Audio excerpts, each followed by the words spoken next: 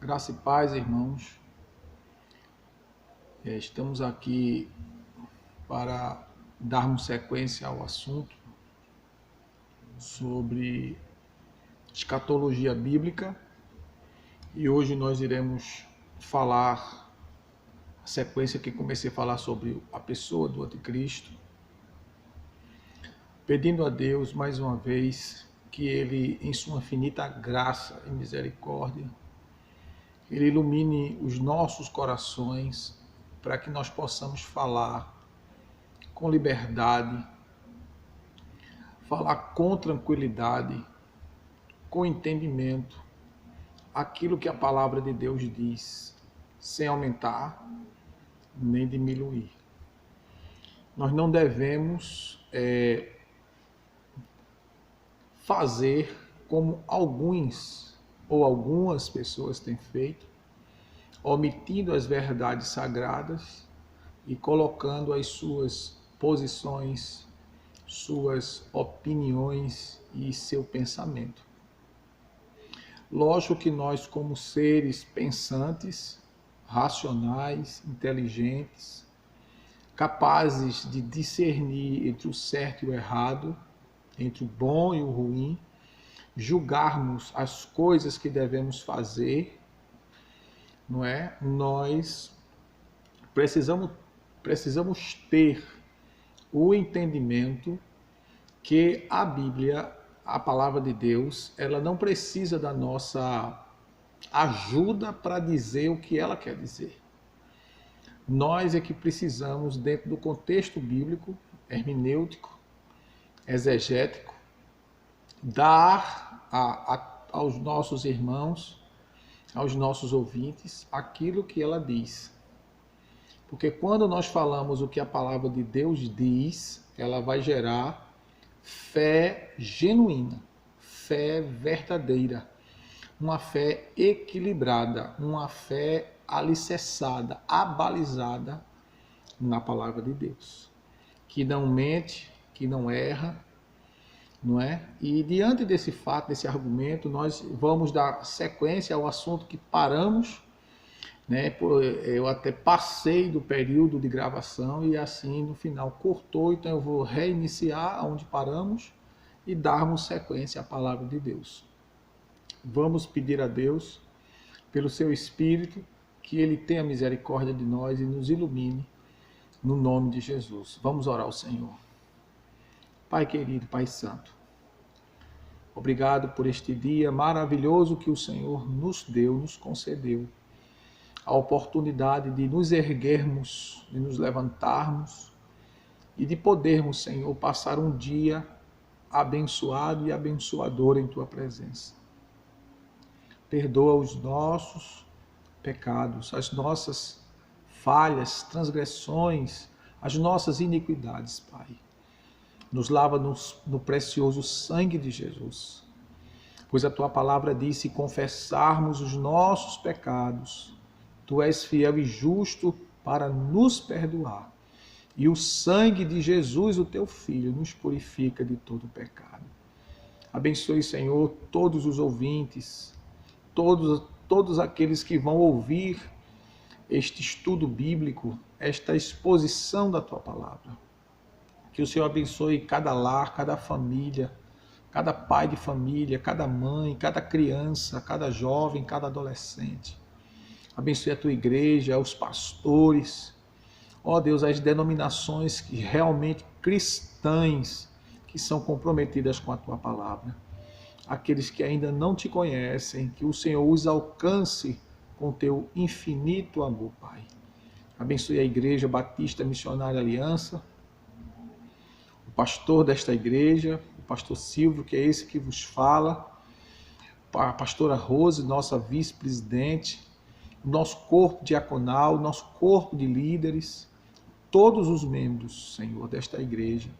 No nome de Jesus, que o Senhor abençoe a todos aqueles que se prontificarão, Pai, a ouvir a Tua palavra através desta ferramenta de divulgação da Tua palavra. No nome de Jesus, Te agradecemos.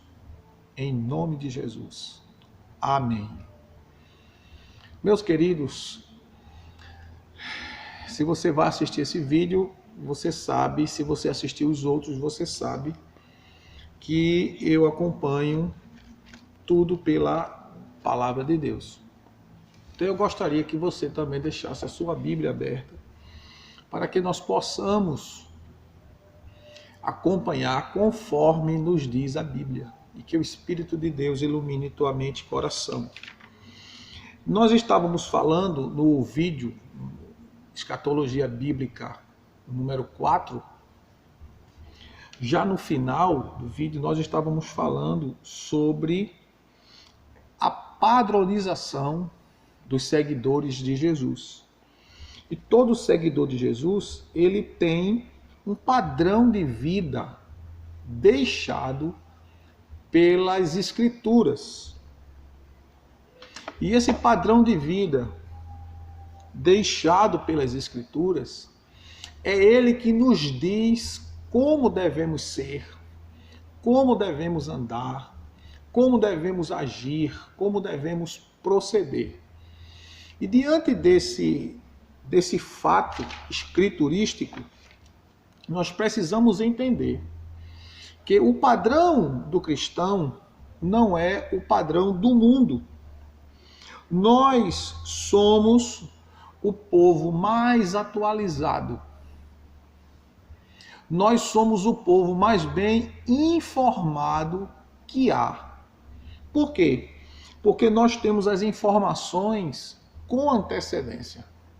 O problema de alguns crentes é que quando tem a informação, que a informação passa a acontecer, como é o caso dessa pandemia que está acontecendo no mundo todo, que isso é um fato que nós não devemos temer, independente da nossa situação.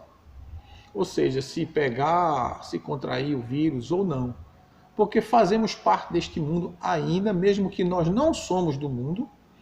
Nós somos um povo, o povo de Deus que está no Egito, mas não somos do Egito. Estamos dentro do contexto do sistema do Egito, como Israel estava como prisioneiro, né? Passou como prisioneiro dos egípcios 430 anos. Mas quando Deus veio trazer a libertação para o povo de Israel, a justiça de Deus foi derramada sobre o Egito, nada atingiu os hebreus que estavam no Egito, mas estavam debaixo da proteção, da potente mão de Deus. Assim nós cristãos, nós temos o padrão. E o padrão de Deus, ele nos deixa atualizado, ele nos deixa dentro de um contexto que nós passamos a viver o reino de Deus aqui na terra. O reino de Deus não começou para a igreja, ou não começará para a igreja, quando a igreja for arrebatada. O reino de Deus começou na vida do cristão, a partir do momento que ele recebe Jesus como seu Salvador, crê no sacrifício de Jesus na cruz do Calvário e passa a vivenciar todas as conquistas de Jesus na cruz. Porque foi Jesus que conquistou aquilo que o homem perdeu lá no Éden. Deus deu ao homem a autoridade da vida, o domínio da vida, o controle da vida. O homem, quando peca, ele entregou a Satanás. Ele passa isso para Satanás. E quando ele passa isso, automaticamente ele passa a estar debaixo do jugo do diabo, ele passa a estar debaixo do pecado, ele passa a estar sob o domínio da morte. Ele não sabe o seu destino, ele não tem motivos para viver, nem razão para viver. Cristo vem, não é? Executa o propósito de Deus, não é? Realiza todos os propósitos do plano de salvação, manifestação, não é? Desenvolvimento e execução do plano de Deus na sua morte e na cruz do Calvário, quando ele diz teletestai, ou seja, isso é uma palavra grega que significa terminei, acabei, concluí o teu plano, Pai. E na conclusão do plano de Jesus, ele retoma aquilo que Adão entregou ao diabo, Jesus retoma de volta e dá à igreja. Ele não dá simplesmente ao homem, ele dá à igreja. É tanto que a Bíblia diz, na carta aos Efésios, no capítulo 4 da carta aos Efésios, se não me falha a memória, por favor, 4 de Efésios, versículo 8. Por isso diz, subindo ao alto, levou cativo o cativeiro e deu dons aos homens. Ora, que significa que ele subiu, senão que também antes desceu às partes mais baixas da terra. Aquele que desceu é o mesmo que subiu acima de todos os céus para cumprir todas as coisas. Não é? Ele desceu, subiu, e na sua ressurreição, ele se apresenta ao Pai, porque ele desceu, e o que foi que ele levou? O texto diz que ele levou cativo o cativeiro e deu dons aos homens. Eu não quero entrar agora no mérito dessa questão de levou cativo o cativeiro, porque aí nós iríamos adentrar em outro assunto. Mas ainda dentro desse assunto, da questão do resgate de Jesus em favor do homem, ele desce, chega lá no inferno, nas prisões espirituais, como diz o apóstolo Pedro.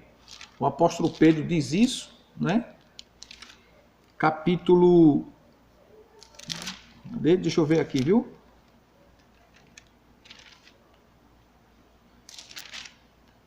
Carta do apóstolo Pedro.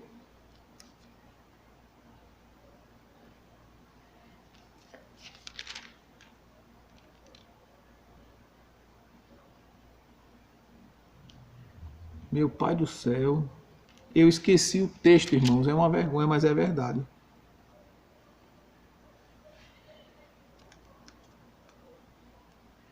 Eu prometo trazer para os irmãos esse texto, quando o próprio Jesus diz que ele desceu até o inferno e, tendo chegado lá, ele pregou para os espíritos que estavam em prisão, mostrando a eles que no tempo de Noé, aquela arca que foi construída, ela foi construída para a salvação e também simbolizava a pessoa de Jesus. E ele agora traz essa mesma questão, não é? Mostrando aos que estavam lá perecendo na eternidade do sofrimento, da condenação eterna. Ele vai lá e diz, olha, eu sou aquele que vim e que na cruz do Calvário eu morri para que... Ali, achei, viu? Capítulo 3 da primeira carta de Pedro, verso 19 e 20.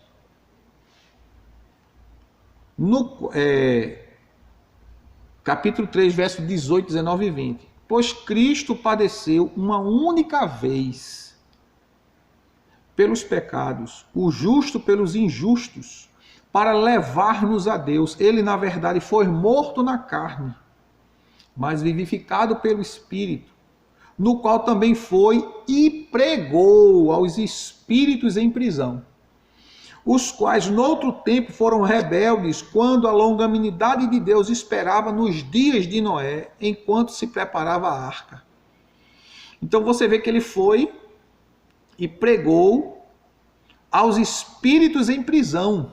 Jesus morre, como a gente leu em Efésios, ele desceu às partes mais baixas da terra, não é? Não querendo dizer que o inferno está debaixo da terra, não estou fazendo essa referência, que aí a gente precisaria fazer uma exegese do texto para que a gente fale de forma correta, baseada naquilo que a palavra diz, mas nos dá a entender dessa forma, né? É tanto que a Bíblia diz, o Salomão diz que para o sábio, o caminho da vida é para cima, para que se desvie do inferno que está embaixo. Então Jesus desce, vai lá no inferno, prega aos espíritos que estão em prisão, que estão em prisões, e fala da longanimidade de Deus com relação ao período de Noé antes do dilúvio, quando Noé passou um bom tempo, não é, pregando, se não me falha a memória, 100 anos pregando que o Senhor iria enviar o dilúvio e o povo não creu. Então Deus foi longânimo com aquela geração. E Jesus traz à tona agora na questão do resgate da vida do homem, quando ele vai na cruz, em busca de retomar a autoridade da vida que foi dada a Adão, que Adão deu para Satanás quando pecou, deu ao diabo, deu a chave da morte e da vida para ele, não é? Então Jesus morre na cruz, desce, vai lá, prega, fala, eu sou aquele, eu era aquela arca, não é? E quando Jesus vai, ele anuncia que era aquela arca, que é ele que tem a autoridade da vida, que é ele o autor da vida. Não é? Isso é uma conjectura minha, né? Que eu estou dizendo que Jesus possivelmente pode ter falado isso. Eu era aquela arca, eu simbolizava aquela arca. Eu ofereci salvação, eu ofereci vida. Vocês não quiseram, o homem pecou, o homem deu autoridade ao diabo da morte, e eu agora estou aqui para mostrar a vocês que eu estou vivo, eu sou de fato Deus. Não é? E ainda, na segunda carta de Pedro, no capítulo 2 e o versículo 5, novamente ele traz à tona esse assunto. Pedro repete isso no capítulo 2, versículo 3, aliás, versículo 4 e versículo 5. Pois se Deus não poupou os anjos que pecaram, mas havendo-os lançado no inferno, os entregou às cadeias da escuridão, ficando reservados para o juízo. Se não poupou o mundo antigo, embora preservasse Noé, pregoeiro da justiça, com mais 7 pessoas ao trazer o dilúvio sobre o mundo dos ímpios. Então, novamente, Pedro traz à tona a questão do dilúvio. E tanto na primeira carta como na segunda carta, ele faz menção disso. Mas só que na primeira carta diz que Jesus desceu e pregou aos espíritos em prisão. O apóstolo João, na visão do Apocalipse, Jesus diz a João: eu sou aquele que fui morto, mas estou vivo, e eis que estou vivo para todo sempre, e tenho nas minhas mãos a chave da morte e do inferno. Ou seja, o diabo não tem mais poder para nada. Satanás não tem mais autoridade para nada. Ele retoma esta autoridade perdida pelo homem, que foi dada por Deus ao criá-lo. Jesus retoma isso, ressuscita, vai ao Pai, entrega-lhe tudo quanto fez, retorna, aparece aos discípulos e diz: é-me dado todo o poder nos céus e na terra.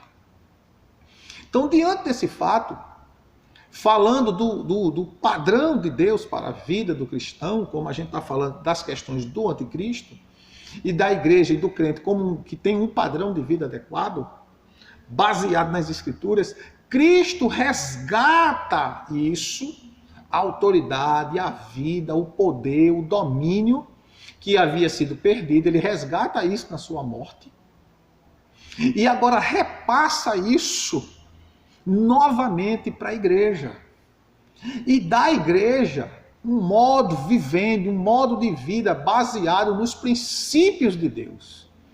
Então, dentro desses princípios de Deus, há uma autoridade espiritual, há um poder espiritual, há uma dinâmica espiritual. O apóstolo Paulo diz que o evangelho é poder de Deus para a salvação. E é esse poder de Deus na vida do ser humano que o condiciona, que o qualifica para viver o padrão de Deus. E o padrão de Deus não é de acordo com o sistema do mundo. Quando eu falo sistema do mundo, eu falo daquilo que a palavra de Deus está dizendo. Na primeira epístola de João, no capítulo 5, verso 19, o apóstolo João diz que o mundo jaz no maligno. Não é? Jaz quer dizer está morto no maligno, está morto dentro do sistema de vida do diabo. O padrão do seguidor de Jesus é a Escritura. A moda do crente é aquela que a Bíblia diz. A Bíblia diz que a mulher ela deve se vestir de forma adequada. Capítulo 2, verso 9 a 15 da primeira epístola de Paulo a Timóteo. Dá um padrão para a mulher. Se vestir de forma decente, decorosa, honrosa.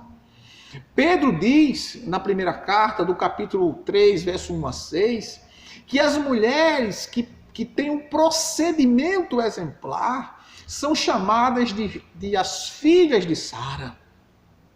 Uma mulher exemplar, uma dona de casa, uma excelente esposa, uma mulher que se sacrificava pelo marido, pela família, uma mulher que tinha um comportamento adequado como uma serva de Deus, como uma filha de Deus. E o apóstolo Pedro diz, as quais vocês são filhas, imitem a Sara. Então, da mesma forma que o Senhor traz um padrão para as mulheres, Deus tem um padrão para os homens, Deus tem um padrão para a sua igreja. O padrão para a igreja, de uma forma geral, é o que Paulo diz na primeira carta a Timóteo 3:15, que nós devemos andar na casa de Deus, que é a coluna, que é a firmeza, que é a sustentação da verdade, de forma digna, de forma decente, de forma honesta, ordeira. E dentro desse contexto, parece até que nós não estamos falando sobre anticristo, mas estamos falando do anticristo. Estamos falando da padronização do cristão e a padronização do anticristo, daqueles que se alinharam ao espírito do anticristo, aos projetos do anticristo, às atividades do anticristo, à preparação deste mundo para a manifestação da pessoa do anticristo. Então, o padrão do seguidor de Jesus é outro. É outro. A Bíblia diz no capítulo 4, se não me falha a memória, verso 17, que a mente muito cansada, às vezes eu esqueço, irmãos. Então vocês vão perdoando aí, por favor, o esquecimento de alguns textos bíblicos que a minha mente está muito cansada nesses últimos anos de tanta atividade. Não é? Então, às vezes, eu esqueço o texto, mas sempre durante as ministrações eu vou me lembrar, como eu me lembrei agora, né? Do padrão que o Senhor dá, através da sua palavra, para aqueles que recebem a Jesus como Salvador. Capítulo 4, verso 17 da carta de Paulo aos Efésios. Veja o título, a epígrafe que está aí na sua Bíblia. Vivendo como filhos da luz. Aí o apóstolo Paulo diz, portanto, digo isto e testifico no Senhor, para que não andeis mais como andam os outros gentios, na vaidade do seu pensamento, obscurecidos no entendimento, separados da vida de Deus, pela ignorância que há neles, pela dureza do seu coração. Tendo se tornado insensíveis, entregaram-se à depravação para com avidez cometerem toda sorte de impureza. Aí ele diz, vós, porém, não aprendestes assim a Cristo. A gente não aprendeu assim de Jesus, não é? Aí ele diz, se é que ouvistes e nele foste ensinados conforme a verdade em Jesus, que quanto ao trato passado, vos despojaste do velho homem que se corrompe pelas concupiscências do engano. Isso está em Efésios 4, 17 até o 32. Acompanhe na sua Bíblia. Então Paulo está dizendo que a gente se despojou do velho homem. Quando a gente conheceu Cristo, recebeu a Cristo, aquela natureza que estava entregue à vontade do pensamento e a fazer tudo que a carne pede, ficou para trás. Nós agora absorvemos a natureza de Cristo pelo Espírito Santo. E essa natureza, ela nos ensina a despojar-se de toda a corrupção e das concupiscências do engano, verso 23. E nos renova no espírito do nosso entendimento, verso 24. Aí Paulo diz, e vos revistais do novo homem, que segundo Deus é criado em verdadeira justiça e santidade. Pelo que deixai a mentira e falai a verdade, cada um com o seu próximo. Pois somos membros um dos outros. Irai-vos, mas não pequeis, não se põe o sol sobre a vossa ira.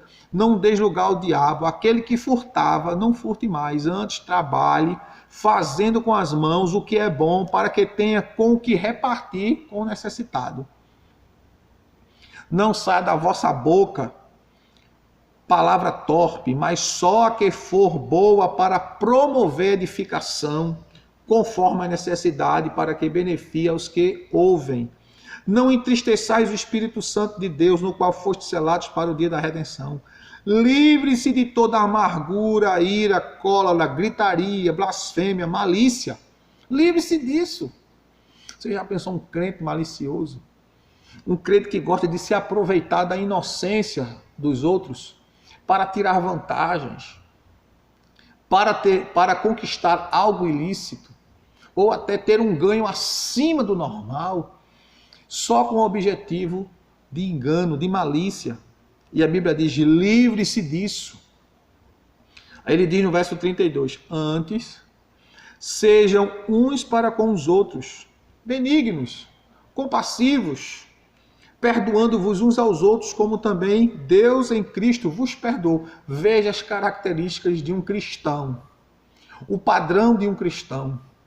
Paulo diz ainda aos Romanos, no capítulo 12, verso 2, Paulo diz, não vos conformeis com este mundo, mas renove o seu entendimento. Pela palavra, renova o seu entendimento pela palavra de Deus, a fim de que você consiga experimentar a boa, perfeita e agradável vontade de Deus. Licença, amados. Para que vocês consigam experimentar a boa, agradável e perfeita vontade de Deus, precisa-se mudar a forma de entender, de ver, de viver a vida aqui. Porque esta vida aqui passa. E dentro desse contexto que a nossa vida aqui passa, a gente precisa viver dentro do contexto do reino de Deus que está na terra, entre nós e está em nós. Então a gente vive o reino. A gente não viverá, a gente já vive o reino. Paulo diz que quando nós confessamos a Cristo, nós não seremos salvos, nós já somos salvos. Jesus diz em João 5,24, na verdade, vos digo que aquele que ouve a minha palavra e crê naquele que me enviou, tem, ele não diz terá, ele diz tem a vida eterna. E não entrará mais em condenação, porquanto passou da morte para a vida. Então o reino de Deus ele já está em nós. Nós vivemos o reino de Deus aqui, agora, nesse exato momento. Nós não aguardamos Jesus amanhã, nós aguardamos Jesus hoje, a qualquer momento. Ou ele vir a nós, ou nós irmos a ele. Porque nós não sabemos o dia que vamos morrer. Não sabemos o dia que vamos partir. O Salmo 116, se não me falha a memória, verso 15, diz que preciosa é diante de Deus a morte dos seus santos. Deus não tem prazer na morte do ímpio, porque se o ímpio morrer sem confessá-lo, sem se arrepender, vai para o inferno. Mas os santos, arrependidos, remidos no sangue do Cordeiro, aí Paulo diz, porque para mim o viver é Cristo e o morrer é lucro. E ele diz, eu estou em aperto, porque tenho um desejo de partir e estar com Cristo, mas sentia desejo de ficar por causa do amor à igreja, à obra, ao reino de Deus. Então, diante disso, o cristão ele tem um padrão de vida ético, espiritual, normativo, que rege todo o seu comportamento, toda a sua forma de viver, de falar, de vestir, de se conduzir, de se proceder. E é esse padrão do reino de Deus que traz as características de Deus em nós pelo Espírito Santo. Paulo ainda escrevendo aos Efésios no capítulo 5, por favor, acompanhe na Bíblia aí, do versículo 1 até o versículo 21. É muito versículo, né? Muito texto. Mas a gente vai ler alguns, somente alguns. Do versículo 1 até o versículo 9. Mas você vai deixar anotado aí na sua casa e você vai ler depois, tá certo? Mas a gente só vai ler do 1 até o 9. Paulo diz na carta aos Efésios, no capítulo 5. Sede, pois, imitadores de Deus, como filhos amados, e andai em amor, como também Cristo vos amou e se entregou a si mesmo por nós, em oferta e sacrifício a Deus em cheiro suave. Mas a prostituição e toda sorte de impureza ou cobiça nem ainda se nomeia entre vós, como convém a santos. Nem torpeza, nem conversa tola, nem chocarrices que não convém. Não convém. Pois bem sabeis isto, nenhum devasso, impuro, avarento, o qual é idólatra, tem herança no reino de Cristo e de Deus. Ninguém vos engane com palavras vãs, pois por essas coisas vem a ira de Deus sobre os filhos da desobediência. Portanto, não sejais participantes com eles, pois outrora vocês eram trevas, mas agora sois luz no Senhor. Andai como filhos da luz. Verso 9. Pois o fruto da luz consiste em toda a bondade, justiça e verdade. Verso 10. Descobrindo o que é agradável ao Senhor. Só até o versículo 10 e você vai ler até o versículo 21 de Efésios capítulo 5. Então, isso mostra que nós crentes temos uma ética de vida, temos um padrão de vida para seguir. E esse padrão identifica a natureza de Cristo em nós. O abandono do pecado, da impureza, da torpeza, das chocarrices, das palavras torpes, dos tratos, dos contratos ou até dos distratos. Gente que não honra a palavra que sai da sua boca. Não são responsáveis com o que diz. Jesus disse que a vossa palavra seja sim, sim, não, não. O que passar disso vem do diabo. Mateus 5,37. A gente não pode ter 2 pesos e 2 medidas. Nós não devemos ter, porque poder a gente pode, mas não deve. Salomão, no livro de Provérbios, eu falei agora sobre pesos e medidas, eu me lembrei desse versículo que diz, que fala sobre isso, né? Pesos e medidas, que é uma das coisas que Deus abomina. Capítulo 20 de Provérbios, versículo 10, Provérbios capítulo 20, verso 10, diz assim: 2 espécies de peso e 2 espécies de medida são abominação para o Senhor, tanto uma coisa como a outra. Então o crente, ele tem um padrão a seguir, ele tem um padrão de viver, ele tem um modo vivendi. E o modo do crente é o de Cristo, é o da palavra. E se alguém não vive o modo da palavra, o modo de Deus, o modo da Escritura, como disse Lutero, sola a Escritura. Sola a Escritura. Se você não vive este padrão, automaticamente você passará a viver o padrão do espírito do anticristo. E o padrão do espírito do anticristo que ele tem preparado o mundo para o seu surgimento é um padrão totalmente avesso ao de Cristo. A Bíblia fala que aqueles que querem viver o padrão do espírito do anticristo, que a Bíblia diz que ele já está entre nós, como João cita na primeira carta, 2:18, a gente falou isso no vídeo passado, não é? O padrão do anticristo é aquele que Paulo descreve. Paulo descreve na primeira carta a Timóteo, vá lá para a primeira carta de Paulo a Timóteo. Primeira carta de Paulo a Timóteo, capítulo 4 de 1 Timóteo.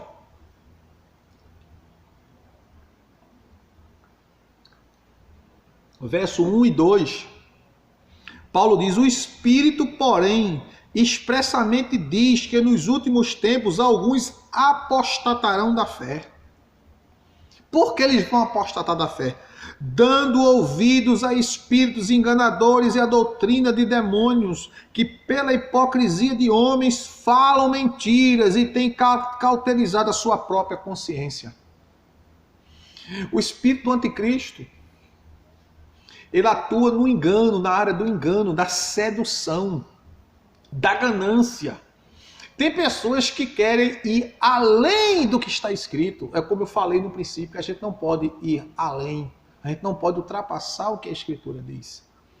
Nem ultrapassar, também não diminuir, nem deixar de dizer o que a Bíblia diz, nem aumentar aquilo que a Bíblia não diz.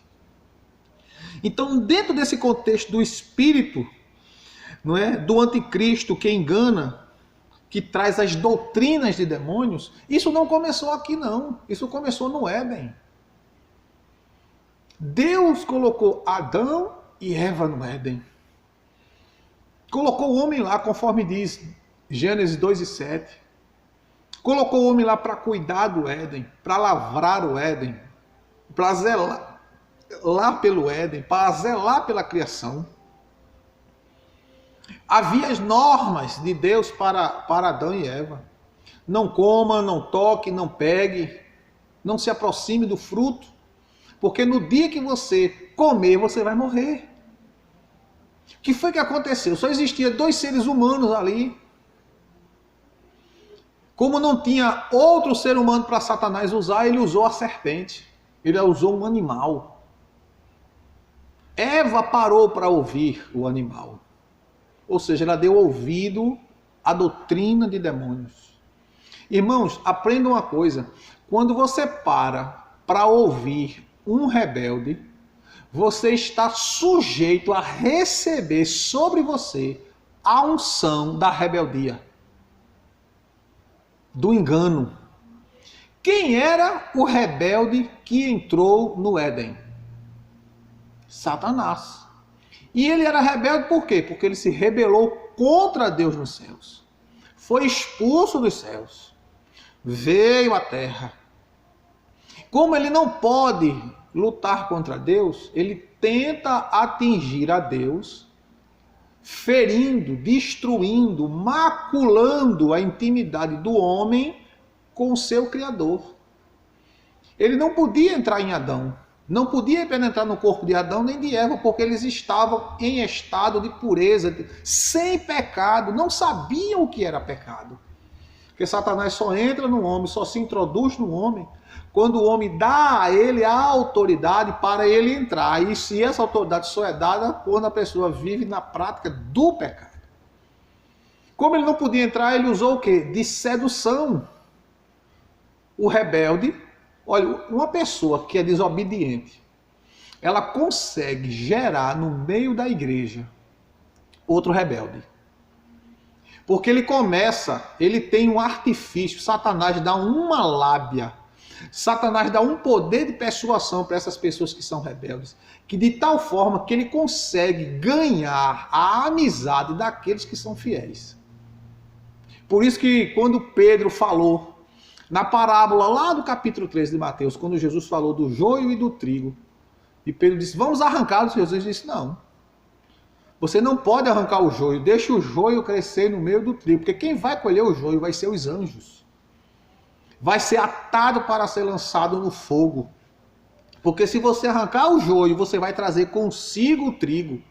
Isso fala de vínculo, isso fala de amizade, de relacionamento, que os rebeldes conseguem criar com os verdadeiros crentes.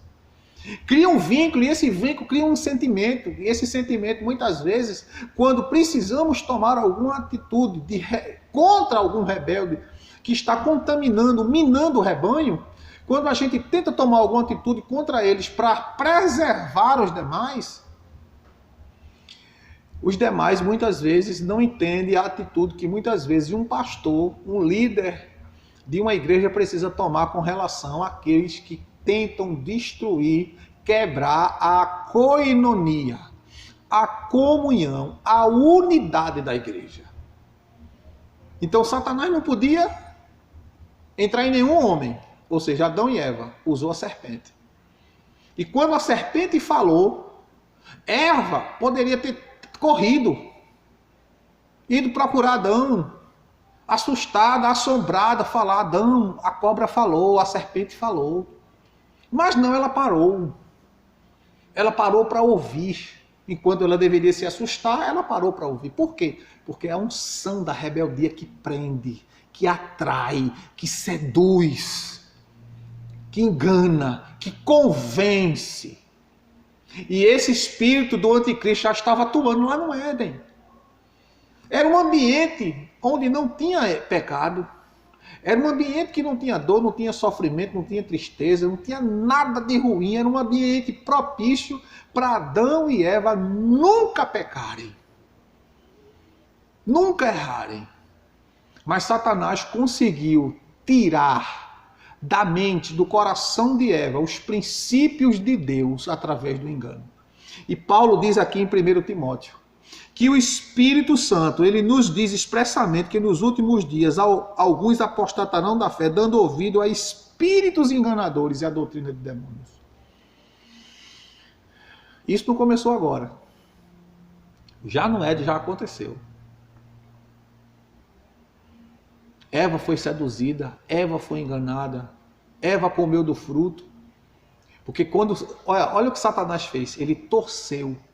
Disse: Eva, certamente tu não vai morrer. Deus não quer que você coma do fruto para você não ficar sendo igual a ele, parecida com ele, identificando as coisas, tendo ciência das coisas. Ou seja, o sentimento de grandeza e de conquista, de querer ser igual a Deus, era tamanho que ela deixou de lado o que Deus havia dito para acreditar, para crer naquilo que o diabo estava dizendo. Isso acontece hoje constantemente. Quantos crentes têm naufragado na fé? Porque às vezes eles buscam grandeza dentro da igreja, no seio da igreja. Eles buscam status no seio da igreja. Igreja não é lugar de status. Igreja não é um clube social onde você vai se destacar pela posição que você tem dentro da conjuntura social. Igreja é lugar de servos. Igreja é lugar de crentes que têm compromisso com Deus, com o reino, com a palavra, com a vida, com as pessoas. De encaminhá-las dentro dos preceitos bíblicos. E quando Eva ouve a voz do diabo, ela é seduzida, ela crê porque ela queria algo mais. Diz Salomão que Deus fez o homem perfeito, 7:29 de Eclesiastes. Mas o homem buscou para si muitas invenções. Olha a invenção de Eva. Eu vou comer porque eu quero ser igual a Deus, eu quero conhecer igual a Deus. Ninguém conhece, ninguém dimensiona, ninguém consegue alcançar a mente de Deus. É insondável. O salmista Davi diz no Salmo 139, tal ciência é para mim tão grandiosa que eu não consigo alcançá-la. Nós não alcançamos. Eva foi seduzida, seduziu o marido, ambos caíram, foi quando perceberam o erro, a gravidade do erro. E Paulo traz isso para o contexto da vida do jovem pastor Timóteo, falando sobre a operação dos espíritos enganadores, que é uma característica de Satanás e que nos dias atuais é uma característica de preparação para a atuação do anticristo. E ele ainda reforça isso na segunda carta, capítulo 3, verso 1 a 5. 2 Timóteo, capítulo 3, versículo 1 ao versículo 5. Ele reforça, ele traz as características daqueles que estão sendo usados pelo espírito anticristo. Aqueles que estão sendo envolvidos pelo engano, pela sedução do sistema. Paulo diz na 2 Timóteo 3, versículo 1 em diante. Sabe, porém, isto, nos últimos dias sobrevirão tempos difíceis, pois os homens serão amantes de si mesmo, gananciosos, presunçosos, soberbos, blasfemadores, desobedientes aos pais, ingratos, profanos, sem afeição natural, irreconciliáveis, caluniadores, sem domínio de si, cruéis, sem amor para com os bons, traidores, atrevidos, orgulhosos, mais amigos dos prazeres do que amigos de Deus. Tem aparência de piedade, mas nega-lhe o poder. Destes, afasta-te também. Então nós vamos encerrar aqui esse vídeo hoje, e se Deus assim nos permitir, amanhã novamente nós traremos outro vídeo, não é? Falando sobre esse assunto. Ver se a gente termina esse assunto para nós voltarmos de forma mais específica a outras áreas da escatologia. Não é que Deus abençoe você, mas analise e veja o quanto Satanás ele tem ganho na vida de muitas pessoas que têm se permitido ser moldados por este mundo. Porque o sinal do anticristo no período da grande tribulação não vai ser simplesmente um chip. É mais do que um chip, mas é uma característica do anticristo no modo de vida de todo aquele que aceitar participar deste sistema mundano e maligno. Que Deus em Cristo Jesus vos abençoe, que você analise cada coisa que eu falei, que você pense direitinho, vá conferir na Escritura, vá analisar. Qualquer coisa, ligue para mim. Sim, vem aqui na nossa igreja, nós estamos de portas abertas para receber você. A Igreja Batista Missionária Aliança, aqui em Recife, Pernambuco, na rua São Joaquim do Monte, número 66, Água Fria. Venha estar conosco, venha conhecer a nossa igreja, venha conhecer o modo de trabalho, o nosso modo de trabalho, assistir os nossos cultos de doutrinas, que por hora, né, está suspenso as atividades da igreja por conta do impedimento do governo. Só podemos ter culto com 50 pessoas no momento. Então nós estamos fazendo programas restritos aqui na nossa igreja, mas venha conhecer, venha contribuir com esta obra, venha trazer seu dízimo, a sua oferta. Você que está sem quartel, que está sem igreja, que não tem uma congregação, que está afastado, volte-se para Jesus e venha conhecer esse trabalho. O trabalho de missões que nós realizamos na África, Cabo Verde, outros missionários que nós cooperamos com ele na obra missionária, venha conhecer esse trabalho. E com certeza Deus te abençoará, Deus te recompensará. Que Deus em Cristo Jesus continue abençoando a todos vocês, em nome de Jesus. Amém.